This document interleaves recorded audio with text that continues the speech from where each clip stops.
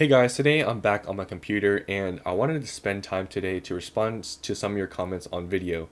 Now, the reason why I'm doing this on video is because some of these comments are pretty extensive and kind of just have a lot of explaining to do, and I kind of want to give my response, but at the same time, I don't want to comment and respond to them on YouTube and just type a whole paragraph out. It's just a lot easier for me to talk about it. And I thought this video would be kind of entertaining because some of these people go way far to express their opinions or express some sort of hate or whatever. So it's pretty funny seeing those comments, and I'm going to respond to some of those. But I do want to say that this video is not to promote hate. Yes, I have their username or whatever in the screenshots and their comment, and you can see what video it's on. I just do that just to show like transparency and stuff, but no reason to hate on them or whatever. If you're going to respond to some of them and go back to the videos where they commented or just comment on this video, be respectful. There's nothing to be worked up on. This is Pokemon. I mean, it's not that serious. But anyways, with that being said, let's get on to the video. Now, you can see here I have screenshots of comments, and I have two videos I'm going to talk about the comments for. Now, the first one being Pokemon investing, why I'm selling my investments.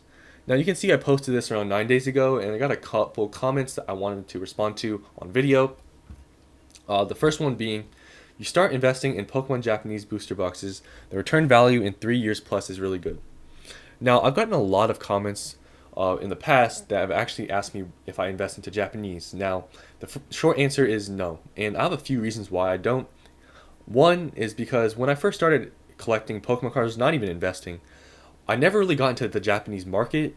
I always collected just English cards, and that has to probably do with I don't speak Japanese, I only speak English. So it was just not as appealing to me to have a card where I couldn't read anything on it. But the more important reason is that I see a lot more commonly with Japanese boxes and even modern boxes is that a lot of them are resealed, and I don't know where to find like reputable people and places to buy Japanese products. So I just kind of avoid it and just stick with English because I know like reputable English sellers. So I'd rather just stick with English, and I don't really have any reason to go to Japanese boxes because is performing pretty well as it is. So I'd rather just stay with what I know best. But that is not to be said that investing in Japanese products is a bad idea. More recently, I think Japanese is actually more popular than English or has just gained more interest.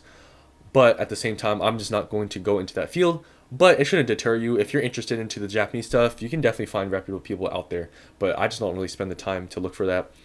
So I just only invest into English. Next, we got, now this is the really extensive comment. I'm going to read it all out. But if you want to skip through me talking, reading it out aloud, you can skip through that. But I'm just going to read it for everyone out there that doesn't want to read this whole comment because this is going to be horrendous. But let's start. To those saying there isn't a loser in the Pokemon landscape, past performance does not guarantee future results. Sealed collections are a dime a dozen, and much of what's coming from anything after Sun and Moon isn't going to be worth holding. The point is, as these boxes take years and years to show any legitimate appreciation, what would have earned you money in that time frame? You are losing other potential gains by holding for a measly 20% in 20 years. Sun and Moon was a different time. Reprints weren't happening continuously. Everyone wasn't hoarding boxes for investment potential. It was largely driven by genuine interest. Where is the interest here? What is contained in any of this? Cards that are PSA 10 pop in the thousands, sealed packs that surely contain no pools, low quality control and print quality. I am just a regular person, and I've been collecting heavily for 8 years now. Half of the stuff shown here, I do not have even one sealed box of. It's not worth it. What is happening is instead of spending the money on what will likely be worth it because it is not in every closet in the world, you guys are all spend the money on the low tier and widely available stuff, much like a penny stock. Because the ceiling is wrongly considered high and the risk is low, lol. However, you are not risking not spending and stashing your money elsewhere. That is the danger, and most of this won't be worth anything more than retail because someone in this failing economy will be continuously letting go of it to make ends meet. Then it will go unopened to the next holder because there is largely no value in opening any of this product when you can buy most desirable truly modern cards for below 150 max. Lol. This isn't the old days when people genuinely collected this is the travesty you created. First of all, I just want to say if you just, listen to me read through all that, obviously it's kind of hard to understand some of the stuff because the grammar and stuff wasn't really there. I know this is not a, English class or whatever. But it was just honestly kind of hard to understand some of this stuff.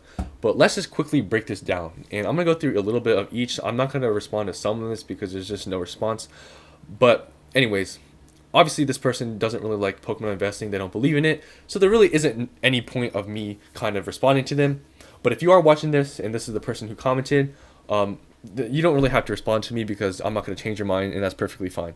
But for those that want me to kind of break this down and tell, like, I guess my perspective, I'll just go through this comment. So obviously past performance does not guarantee future results. That's a kind of a given. But that's the only thing you have to base off of. You can't predict the future or whatever. So obviously all these decisions I'm making and other people are making in investing, it's all based on past performance. That's with any investment. So to say that is kind of like, okay, like that's kind of given. So this person also says that, Silk collections are a dime a dozen, and much of what's coming from anything after Sun and Moon isn't going to be worth holding. Now, this is totally just a false statement. A lot of people say this because, Sword and Shield is overprinted, whatever. After the whole boom, it's different now. Well, if you go to any Sword and Shield set out there right now, all of them have appreciated. Most of them have actually gone almost like, I would say, like 60% plus. I mean, some have even doubled or tripled or quadrupled. I mean, Evolving Skies, you can see, is $400. A lot of other sets are sitting around 140, 150, like around MSRP, when you could have bought them for $90, $100. So, I mean, if that doesn't already show that it's gaining in value and it's worth holding, I don't know what does. This person says it takes years and years to show any legitimate appreciation. That obviously isn't true based on what I just said. And then they go on to say that you will only get 20% in 20 years. That might be the most just random comment, and just, I don't know where they got that number from, and obviously isn't true.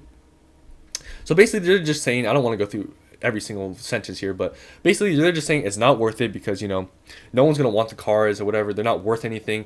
So no one's going to want to open them. And obviously you can tell that's not true. If you go to Sun and Moon sets, you can see that some of the box prices are crazy and the cards in them aren't worth nearly as much as the box price. So, I mean, if you already know how the market works, just because the booster box is worth, I don't know, $1,000 doesn't mean that a single card in there is worth $1,000.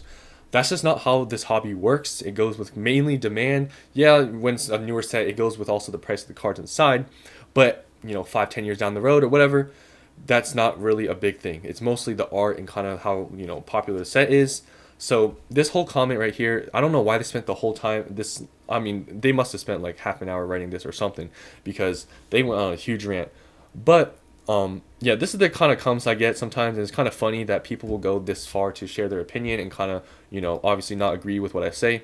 But you know what? I, commend you for sharing your comment. But like I said, not any hate to you, but just kind of want to respond on video. Next here, which is my most recent video, we got worst products to invest into.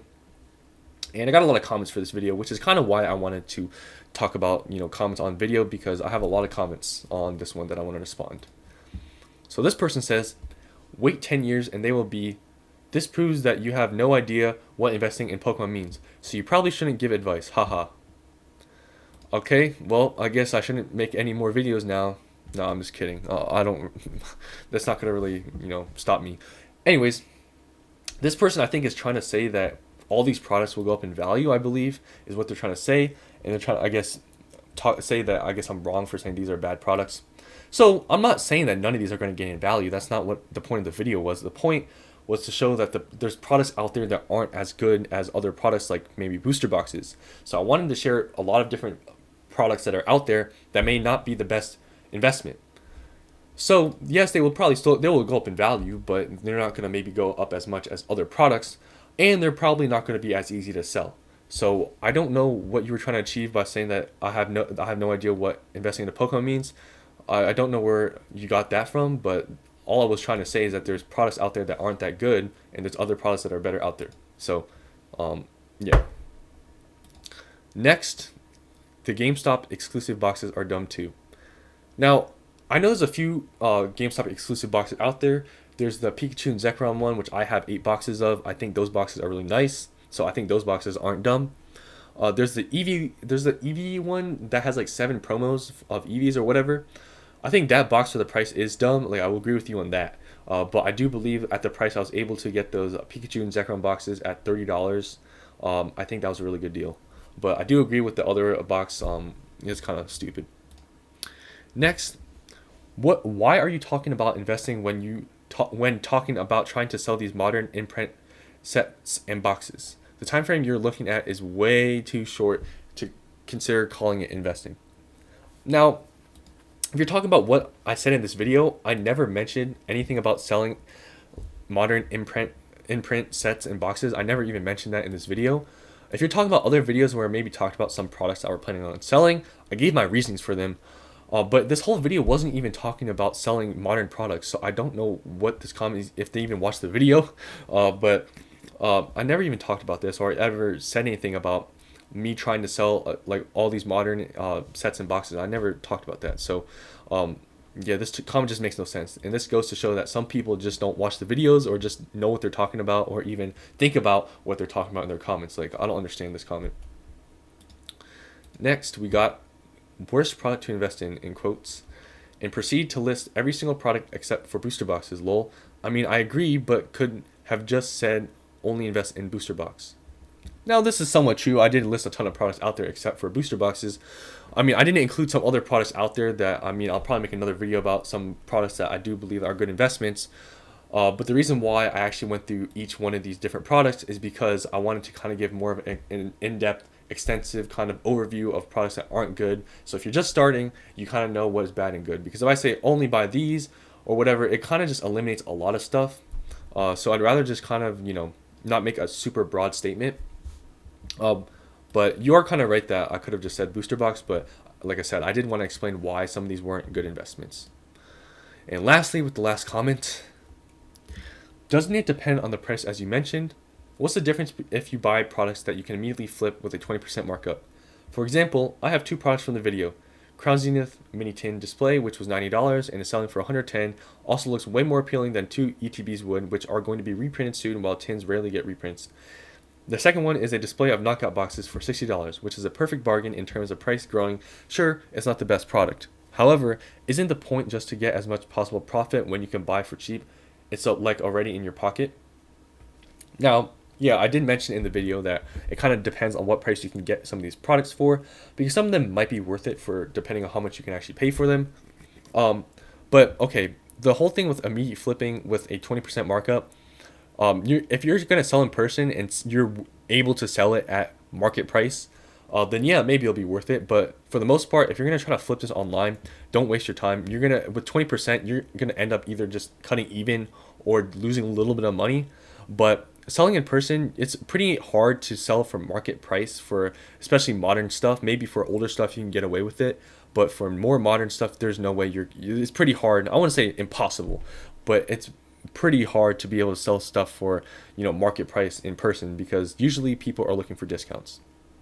The second one, so for knockout boxes, I would say, okay, yeah, you can get them for cheap or whatever.